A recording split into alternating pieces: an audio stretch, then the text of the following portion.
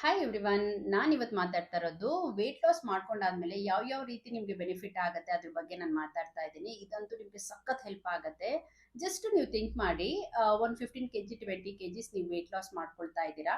ಮಾಡ್ಕೊಂಡ್ ಮೇಲೆ ನೀವು ಯಾವ ರೀತಿ ನೀವು ಇರ್ಬೋದು, ನಿಮ್ಮ ಮನಸ್ಸಲ್ಲಿ ಹೇಗೆ ಅನ್ಸುತ್ತೆ ಆ ಮೂಮೆಂಟು, ಅದ್ರ ಬಗ್ಗೆ ಇದನ್ನ ನೀವು ಇಮ್ಯಾಜಿನ್ ಮಾಡ್ಕೊಂಡ್ರೆ ನಾನು ಇವತ್ತು ಹೇಳ್ತಾ ಇರೋದು, ಇವಾಗ ಹೇಳ್ತಾ ಇರೋದು ಸಖತ್ ನಿಮಗೆ ರಿಲೇಟೆಡ್ ಆಗತ್ತೆ. ಸೊ ನಿಮ್ಗಂತೂ ಸಖತ್ ಎಂಜಾಯ್ ಮಾಡ್ತೀರಾ ಈ ವಿಡಿಯೋ ಕೊನೆವರೆಗೆ ನೋಡಿ, ನಿಮ್ಗೆ ಸಖತ್ ಯೂಸ್ಫುಲ್ ಆಗತ್ತೆ.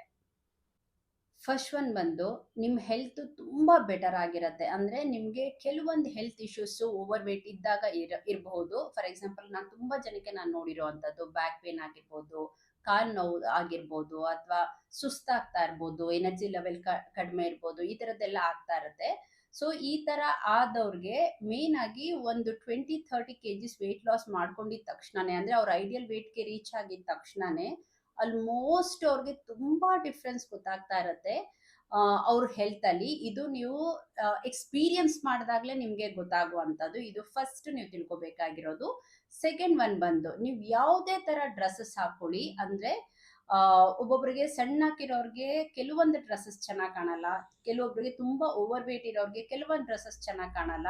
ಆದ್ರೆ ಫಿಟ್ ಆಗಿತ್ತು ಅಂತ ಅಂದ್ರೆ ಯಾವ ಡ್ರೆಸ್ಸಸ್ ಬೇಕಾದ್ರೂ ಹಾಕೋಬಹುದು, ಹುಡುಗರು ಅಷ್ಟೇನೆ, ಹೆಣ್ಮಕ್ಳು ಅಷ್ಟೇನೆ. ಇದು ನಿಮ್ಗೆ ಸಖತ್ ಖುಷಿ ಅನಿಸ್ತಾ ಇರತ್ತೆ. ನೀವು ಯಾವಾಗ ಮಿರರ್ ಮುಂದೆ ನೀವು ನಿಂತ್ಕೊಳ್ತೀರಾ, ಅವಾಗಂತೂ ನಿಮ್ಗೆ ಸಖತ್ ಎಂಜಾಯ್ ಮಾಡ್ತೀರಾ. ನಿಮ್ಮನ್ನ ನೀವೇ ನೋಡ್ಕೊಂಡು ಪ್ರೀತಿ ಮಾಡಕ್ಕೆ ಸ್ಟಾರ್ಟ್ ಮಾಡ್ತೀರಾ. ಅಂದ್ರೆ ಸೆಲ್ಫ್ ಲವ್ ಸ್ಟಾರ್ಟ್ ಆಗಕ್ಕೆ ಹೆಲ್ಪ್ ಆಗತ್ತೆ. ಅದಾದ್ಮೇಲಿಂದ ಮೇನ್ ಆಗಿ ನಿಮ್ಗೆ ಕಾಂಪ್ಲಿಮೆಂಟ್ಸ್, ಅಂದ್ರೆ ಹೊರಗಡೆ ನೀವು ಎಲ್ಲೇ ಹೋಗಿ ರೆಡಿ ಆದ್ರೂ ನಿಮ್ಗೆ ಎಷ್ಟು ಚೆನ್ನಾಗಿ ಕಾಣ್ತಾ ಇದೆಯಾ, ಪ್ರೆಸೆಂಟೇಬಲ್ ಆಗಿರೋದು, ಫಿಟ್ ಆಗಿರೋದು ಇದ್ದಾಗಂತೂ 100% ತುಂಬಾ ಕಾಂಪ್ಲಿಮೆಂಟ್ಸ್ ಸಿಗತ್ತೆ. ಫ್ಯಾಟ್ ಇಂದ ಫಿಟ್ ಆಗಿದ್ದಾಗ ಅಂದ್ರೆ ತುಂಬಾ ಖುಷಿ ಅನ್ಸುತ್ತೆ ನೋಡೋದಿಕ್ಕೆ, ನಿಮ್ಗೂ ಖುಷಿ ಆಗತ್ತೆ ಆ ತರ ಕೇಳಿಸ್ಕೊಳ್ಳೋದಿಕ್ಕೆ. ಸೊ ಇದು ನಿಮ್ಗೆ ಸಖತ್ತು ಪ್ರೌಡ್ ಅಂತ ಫೀಲ್ ಆಗ್ತಾ ಇರತ್ತೆ. ನೆಕ್ಸ್ಟ್ ಬಂದು, ಫೋರ್ತ್ ಒನ್ ಬಂದು, ಪೋಸ್ಚರ್ ಸರಿ ಇರತ್ತೆ. ಅಂದ್ರೆ ನೀವು ನಿಂತ್ಕೊಳ್ಳೋದಾಗೆ ಆಗ್ಲಿ, ಅಥವಾ ಕುತ್ಕೊಂಡಿದ್ದಾಗ್ಲೇ ಆಗ್ಲಿ, ಅಥವಾ ನಡಿಬೇಕಾದ್ರೆ ಆಗ್ಲಿ, ಅಂದ್ರೆ ಫ್ಯಾಟ್ ಇಂದ ಫಿಟ್ ಯಾವಾಗ ಆಗ್ತಾರೆ, ಆ ನಡೆಯೋ ವಿಧಾನನೇ ಚೇಂಜ್ ಆಗಿರತ್ತೆ, ಮತ್ತೆ ಕುತ್ಕೊಳ್ಳೋ ವಿಧಾನ ಚೇಂಜ್ ಆಗಿರತ್ತೆ. ಆ ಪೋಸ್ಚರ್ ತುಂಬಾನೇ ಖುಷಿ ಆಗ್ತಾ ಇರತ್ತೆ. ಯಾಕಂದ್ರೆ ಎಷ್ಟೊಂದ್ ಜನಕ್ಕೆ ಆ ಪೋಸ್ಚರ್ ಚೆನ್ನಾಗಿಲ್ಲ, ಅಂದ್ರೆ ಕುತ್ಕೊಳ್ಳೋ ಸರಿ ಇರಲ್ಲ, ನಿಂತ್ಕೊಳ್ಳೋ ಸರಿಗಿರಲ್ಲ, ಈ ತರ ಇದ್ದಾಗ್ಲೇನೆ ತುಂಬಾ ಹೆಲ್ತ್ ಇಶ್ಯೂಸ್ ಎಲ್ಲ ಬರ್ತಾ ಇರತ್ತೆ. ಇದ್ರಲ್ಲಂತೂ ತುಂಬಾ ಯೂಜ್ ಡಿಫರೆನ್ಸ್ ನಿಮ್ಗೆ ಗೊತ್ತಾಗ್ತಾ ಇರತ್ತೆ.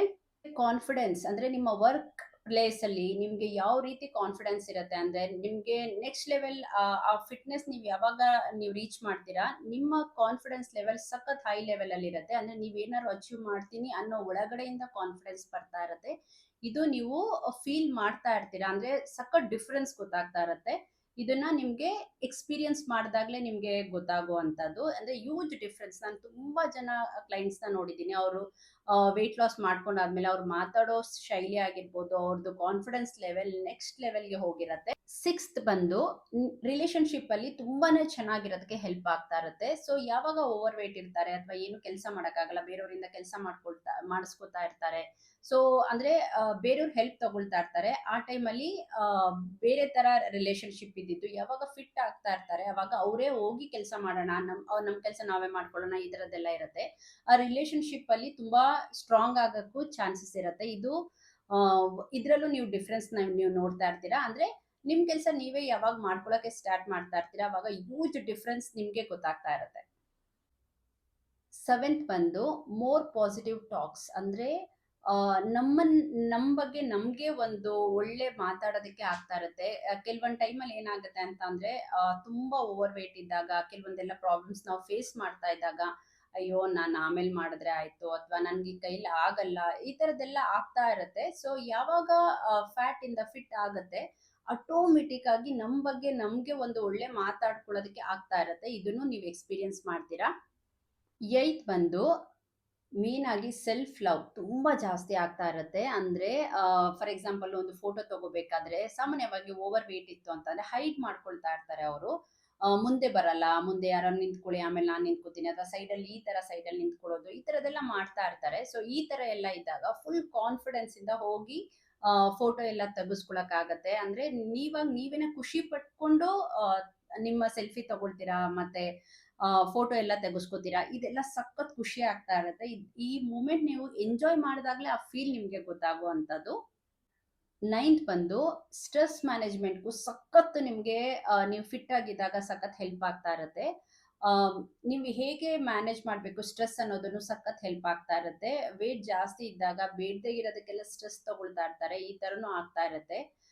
ಯಾವಾಗ ಒಳಗಡೆ ನಮ್ಗೆ ಸಖತ್ ಕಾನ್ಫಿಡೆನ್ಸ್ ಇರೋದಿಲ್ಲ, ಅವಾಗ ಮೇಲ್ಗಡೆ ನಾವೇನು ಮಾತಾಡಿದ್ರುನು ಅದು ಗೊತ್ತಾಗ್ತಾ ಇರತ್ತೆ. ಸೊ, ಆದ್ರೆ ಯಾವಾಗ ಸ್ಟ್ರೆಸ್ಸಿಂದ ಹೊರಗಡೆ ಬರ್ಬೇಕಾದ್ರೆ ಈ ಫಿಟ್ ಆಗಿರ್ತಾರೆ. ಯಾವಾಗ ಯೋಚನಾ ಶಕ್ತಿಗಳು ಬೇರೆ ಆಗತ್ತೆ. ಮೆಂಟಲ್ ಹೆಲ್ತ್ ತುಂಬಾ ಬೆಟರ್ ಆಗ್ತಾ ಇರತ್ತೆ. ಇದನ್ನೆಲ್ಲನೂ ಸ್ಟ್ರೆಸ್ ಮ್ಯಾನೇಜ್‌ಮೆಂಟ್‌ಗೆ ಸಖತ್ ಹೆಲ್ಪ್ ಆಗ್ತಾ ಇರತ್ತೆ. ಇದನ್ನು ನೀವು ಎಕ್ಸ್‌ಪೀರಿಯನ್ಸ್ ಮಾಡ್ದಾಗ್ಲೇ ನಿಮ್ಗೆ ಗೊತ್ತಾಗುವಂತದ್ದು.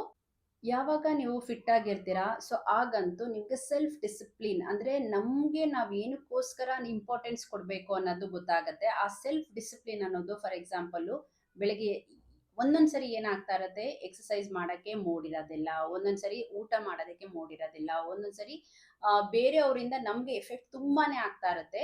ಯಾವಾಗ ನೀವು ಫ್ಯಾಟ್ ಇಂದ ಫಿಟ್ ಆಗಕ್ಕೆ ಸ್ಟಾರ್ಟ್ ಮಾಡ್ತೀರಾ ಅಂದ್ರೆ ಡಿಸಿಪ್ಲಿನ್ ಇದ್ರೆ ಮಾತ್ರ ಫಿಟ್ ಆಗೋದು, ಇಲ್ಲ ಅಂತ ಅಂದ್ರೆ ಬೇರೆ ತರಾನೇ ಹೋಗ್ತಾ ಇರತ್ತೆ. ಸೊ ಈ ಸೆಲ್ಫ್ ಡಿಸಿಪ್ಲಿನ್ಗೆ ನಿಮ್ಗೆ ಸಖತ್ ಹೆಲ್ಪ್ ಆಗ್ತಾ ಇರತ್ತೆ ಈ ಫಿಟ್ ಆಗಿರೋದ್ರಿಂದ. ಈ 10 ಪಾಯಿಂಟ್ಸ್ ನಿಮ್ಗೆ ಸಖತ್ ಹೆಲ್ಪ್ ಆಗಿದೆ ಅಂತ ಅನ್ಕೋತೀನಿ. ನೀವು ಕುತ್ಕೊಂಡು ಒಂದ್ಸರಿ ಒಂದು 15 ಮಿನಿಟ್ಸ್ ವಿಜುವಲೈಸೇಷನ್ ಮಾಡ್ಕೊಳ್ಳಿ. ಅಂದ್ರೆ ನಾನಿವಾಗ ಒಂದು 15 ಕೆಜಿಸ್ ಕಡಿಮೆ ಮಾಡ್ಕೊಂಡಿದ್ದೀನಿ, 20 ಕೆಜಿಸ್ ಕಡಿಮೆ ಮಾಡ್ಕೊಂಡಿದ್ದೀನಿ. ನಾನು ಆ ಟೈಮಲ್ಲಿ ನಾನು ಹೇಗಿರ್ತೀನಿ, ನನ್ನ ಅಕ್ಕಪಕ್ಕದಲ್ಲಿ ಹೇಗಿರತ್ತೆ, ನನ್ನ ಸೊಸೈಟಿಯಲ್ಲಿ ಹೇಗಿರತ್ತೆ, ನನ್ನ ಆಫೀಸಲ್ಲಿ ಹೇಗಿರತ್ತೆ, ನಾನು ಹೆಂಗ್ ಕಾಣ್ತೀನಿ, ನಾನು ನನ್ನನ್ನು ಎಷ್ಟು ಪ್ರೀತಿ ಮಾಡ್ಕೊಳ್ತೀನಿ, ನನ್ನ ಮೈಂಡ್ ಸೆಟ್ ಹೆಂಗಿರತ್ತೆ, ನನ್ನ ಎಮೋಷನಲ್ ಹೆಲ್ತ್ ಹೆಂಗಿರತ್ತೆ, ಇದೆಲ್ಲಾನು ಮ್ಯಾಟರ್ ಆಗ್ತಾ ಇರತ್ತೆ. ನಿಮ್ಗಂತೂ ಫ್ಯಾಟ್ ಇಂದ ಫಿಟ್ ಆದಾಗ ಹ್ಯೂಜ್ ಡಿಫ್ರೆನ್ಸ್ ನಿಮಗೆ ಗೊತ್ತಾಗ್ತಾ